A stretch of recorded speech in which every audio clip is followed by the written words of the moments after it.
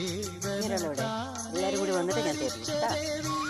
നിങ്ങളെ ഓരോരുത്തർക്ക് ഞാൻ തരാൻ സമയമില്ല, നേരത്തെ എവിടെ ഇങ്ങനെയുള്ളവിടെ പറയൂ കുട്ടികളെ. ഇങ്ങനെയുള്ളവിടെ എൻ്റെ മകനെവിടെ